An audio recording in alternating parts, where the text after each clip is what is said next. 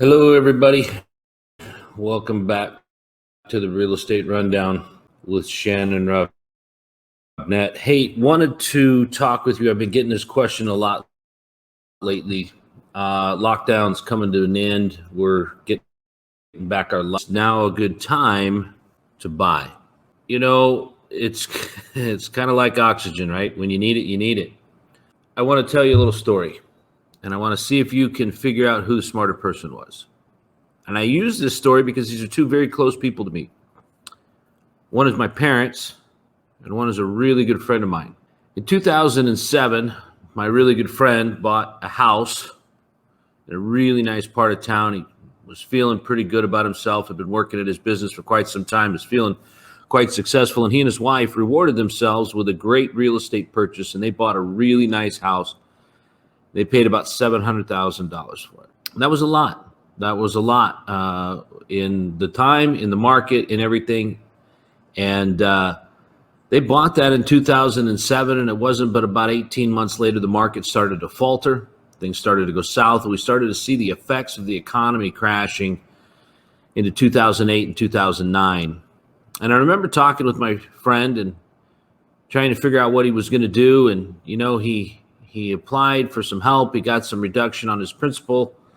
Not on his principal, sorry, but on his mortgage rate. But he continued to pay on that house, and he continued to pay on that house, and he continued to pay on that house, and that house went from $700,000 in value to $600,000 in value, down to $500,000, $400,000. I think it bottomed out right about about $375,000 was where that thing bottomed out.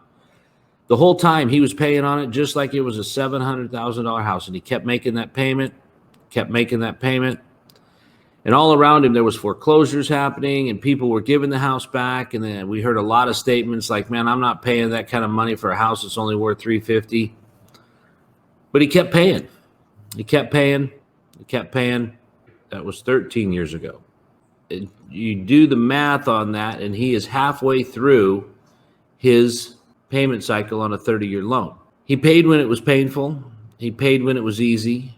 He stayed in his house. He maintained that. And at the end of the time, we're now sitting back here in the beginning of 2020, and his house is worth about $850,000 now. And then I had these other people that I know. I know them really well. They're my parents. And my parents were in a position where they had bought a couple of houses during the turbulent times in the higher end neighborhoods, and they would live there for a couple of years, and they would improve them, and then they would sell them and make a modest profit. But the market kept going south, and the market kept going south, and the market kept going down. I think it was about 2012, maybe the middle of 2011. My parents picked up at the very bottom a beautiful house, strangely in the same neighborhood as my friend. Right down the street, very similar homes, very similar styles. And they paid about $425,000 for it. It had been dilapidated, it had been abused, it had been vacated. And my parents began to fix that house up, and they put about $50,000 into it. So they're sitting there at $475,000, and now their house is worth about $900,000. I tell you this story to ask you this question: which one do you think you would rather be? Would you rather be my friend who now has a $900,000 house that he owes about $325,000 on because he continued to make his payments, and he got his timing completely backwards? Or would you rather be my parents who bought the house at absolutely the right time, were walking around with cash money trying to find the place to buy, and had moved and had put the work into it, and now they have a house that's worth about $900,000 that they paid that they have a mortgage on of about $350,000. See, the point is, both of these people have made a huge amount of money in the real estate market with their opportunity. And I say that to tell you that timing in the market isn't so much about timing of the market. It's about timing of you, timing of your life, timing of what your circumstances are. Because I can tell you right now, if you have the money to buy a house with 3.5% interest rates, I cannot think of one reason why you shouldn't. The only reason I can think that you shouldn't is if you just cannot manage your money. You have money, but you just can't manage it. That would put you in a terrible situation. But if you have the ability to buy a house, you should buy a house. The ability to buy a rental is a different story that people have a different answer to. People want to step into the rental market with different safety parameters. Some none at all, but some have a lot more safety parameters. Some need to have a year's worth of payments in the bank. Some need to have, the ability to buy, to carry it with no tenant. I mean, there's just all the different kinds of things that everybody wants to have for their safety net. But if you have established what you can do for a safety net, what I'm here to tell you is that a minor fluctuation in pricing is not going to defer you from your game. Because what I will tell you is those that bought houses in 2007 may have had to put a little bit of money with them to get them to rent in 2009 because there was a plethora. But in 2010, that wasn't the case. In 2011, that wasn't the case. Even though the housing market was falling, rental prices were stable because people were giving back homes that they didn't deserve in that they couldn't afford them or they had negative amortizing loans on them or other things like that. But people still had to have a place to live. It wasn't that we created a massive homeless population out of 2008 and 2009. We created a humongous rental market out of 2008 and 2009. So when you're looking at it and you're trying to figure out how do I time the market to be perfect, I can tell you this, you won't. There are plenty of examples in stock trading, in asset trading all along where people have tried to time the market and it hasn't worked. However, like Warren Buffett is a huge fan of it. If you can buy it and you can afford it, you should buy it and you should hold it for a long time. Warren Buffett's famous for the longevity of his holds, and he is famous for downplaying his own intelligence because of the strategy of compounding interest in time. And so I'm here to tell you guys, if you are able to buy a house and you are able to make the payment and you are looking around you and you have some savings and you have those things, then I think that your personal choice is really the one you need to address. And that personal choice should be that you can buy a house. If you're looking to branch out and buy your first rental and you're asking yourself, well, what happens if I buy the rental and the market collapses? Well, if you're having that question, I'm here to tell you, my friend, you have not done enough market research. See, in my market, I'm building projects that take 12 to 36 months to complete. I'm not building those projects based on my thought process. I'm not building those projects based on what I feel the market's going to do. I have paid people money, independent third party with access to lots and lots of information. I paid them money to tell me what the projected absorption rate is, what the projected need is going to be. And I can tell you that regardless of the economy being up or down, our need for housing over the next 5 years is going to grow. And the reason I know this is because we all have graduates happening this year. In my town, in my city, in the Treasure Valley there, we'll graduate probably about 5,000 students. It's really easy to think that those 5,000 students, 3,000 of them are going to need a place to live. 2,000 are probably going to stay with mom and dad, stay at home, go to college, stay at home, get a job, but not really ready to move out right now. But 3,000 of those little butterflies are going to take off, and maybe half of them are going to land in a college dorm, and the other half are going to land in an apartment. And they're probably going to do what we did when we left home, get a couple of roommates, make it work. Even just with that, the population of renters is going to grow. And so drilling into your local market area and drilling into the absorption rates, and a great realtor can get you all this information. A great realtor can find this for you, can get you this data to make sure that you have what you're needing to make the intelligent choices for yourself and for your rental portfolio. But when you're sitting there looking at it and you're trying to figure it out and you're guessing, you're doing the wrong things. So get with a realtor that can give you the resources that can tell you what the expected growth rate is. Most people in their cities, they have a chamber of commerce, and a chamber of commerce has projected growth rates. The economic forecast of the governor will talk about housing needs and things like that. So there's a lot of places you can gain those resources without having to pay for them.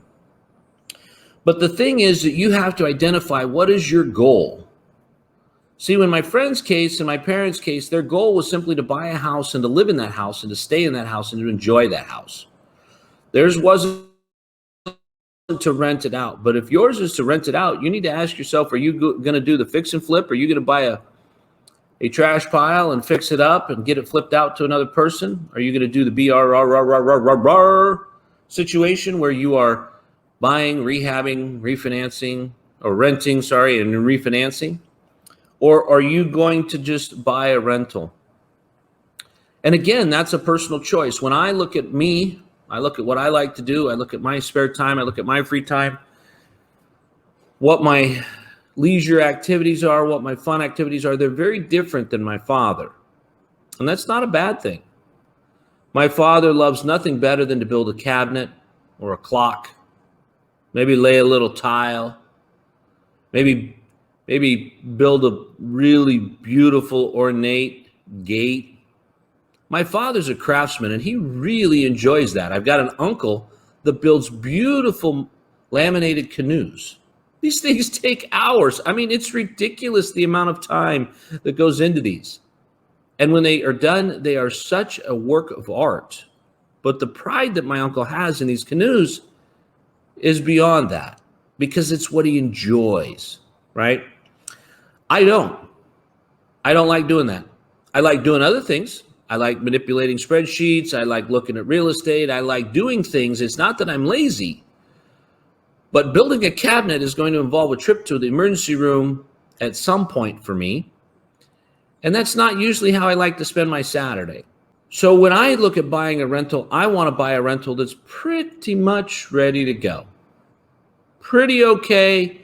Pretty all right, don't have to do a lot, can just call the property management company and get a tenant in there.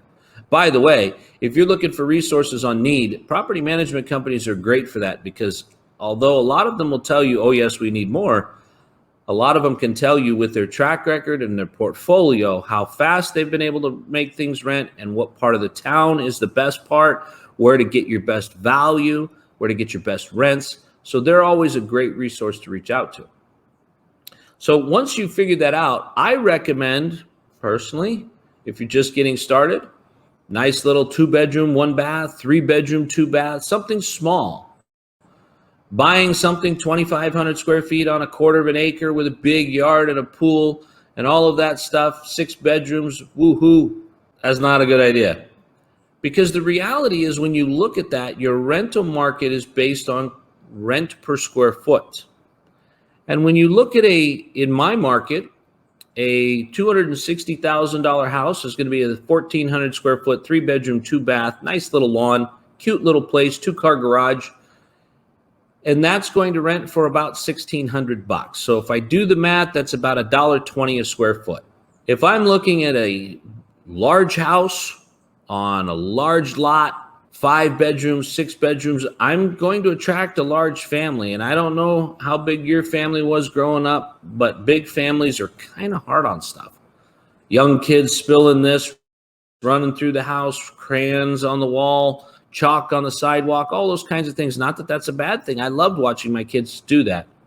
Well, not really writing on the wall. I didn't prefer that. But they were quite artists, they told me.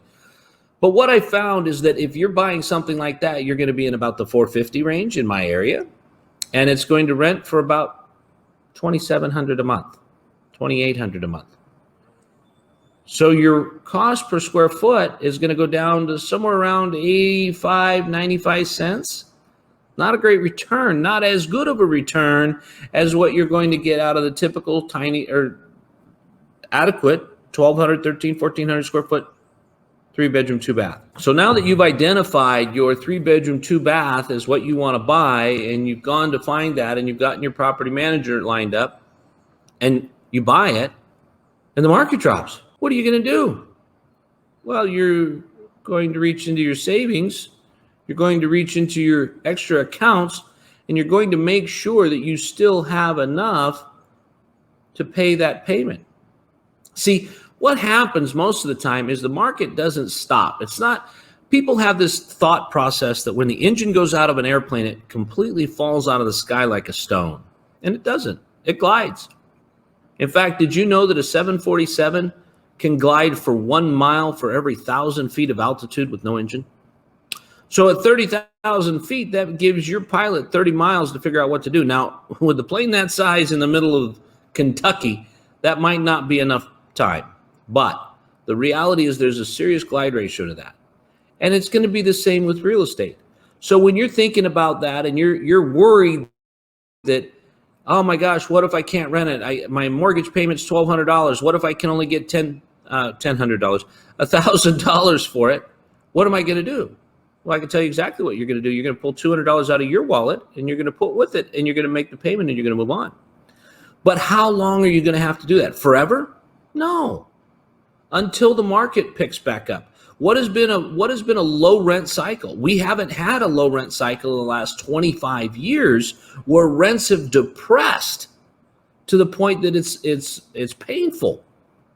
See, when you look at it and you have to put an extra let's say you have to put an extra $200 because things substantially changed and you cannot make this thing cash flow, you're talking about $2,400 in a year. You're not talking about a massive amount of money when you just bought a $260,000 asset. So having a bit of a reserve is an okay thing to have. It's a necessary thing to have. So when you get done with that and you've created that and you've got your reserve, you just do. That's why a lot of people say, well, you just got to go do your first deal to figure out what you want. There's a lot of truth to that. Because you know what? There's a lot of lessons to be learned. And I equate it to this. When you go to college, you pay about $35,000 a year for some people that have had a lot of knowledge in a certain area to teach you the certain thing you think is important. Real estate's the same way. It's just not you picking lessons. You don't get to decide it's going to be accounting 101. That's your property manager and you and your accountant talking through that class. You don't get to decide if you're going to take wood shop or welding. That may just be your property telling you need some repairs. So guys, when you're looking at it and you're trying to figure out what to do, doing something intelligently is always the best way to do it. I don't recommend doing things without thought process. But if you've got a little bit of savings and you've got the ability to go out there and get something, even if you're not in a cash flow position, because the market changes, you're still going to be in a position where if you'd have bought a house in 2011, this $260,000 house we're talking of in 2011 would have been about 90 grand. And you would have continued to put $200 a month with it the whole time. That is 9 years. So we are talking about $18,000, $20,000, $200 a month. You would have put $20,000 with your $90,000 house, and you would be sitting on a $260,000 asset. Can somebody explain to me how they're losing in that market? And see, what Warren Buffett says, and what I think a lot of people do that's very important that you not do, is look at the monthly, weekly, daily value of your asset, but look at the year-long and the decade-long performance of your asset. Because if you could get that thing to cash flow, maybe make you a couple $100 on the second year, it pays you back for the first year, but the house at $260,000 is going to start appreciating also. And if that house, like it does in my area, is appreciating at, well, we're having some really good times, but if that house is appreciating at 5% a year, you're receiving an additional $5,000 a month in value. So guys, don't overthink when is a good time to buy? A good time to buy your first rental home is when the market demand is adequate, that you can rent it, and when you have the ability to buy it, and you have a good team around you to help you acquire it, finance it well, and move forward with the rental of it. I think that is the time to buy. When you get into the analysis paralysis of, are we going to see a 5% drop in the market? Are we going to see a 10% drop in the market? I know people that have been sitting on the sidelines since 2016, waiting on an adequate drop in the market to get involved. And guess what? They've missed 30% rise in the market because they were looking for a 4% drop. Now, I want you to do yourself another favor. I want you to go back to when you think it was the best to buy. In 2012, the market was rebounding. Things were coming up. There's some pretty good indicators. 2013 was nice and strong. And find out, do the math, and figure out what the house you want to buy was going to cost then, dollar-wise, and what the mortgage was on it, because you were staring down 6.5%. Now you're looking at quite a reduced mortgage payment that I think will put you in a better cash flow position regardless of the price. So price and terms is a very important thing in this equation, boys and girls. But hey, I've given you enough to think about. If you need more information, hit me up on Instagram, Facebook, Twitter. You know all the regular places, ShannonRobnett.com. Thank you for spending some time with me here at the Real Estate Rundown. I look forward to talking with you guys soon. Have a great day.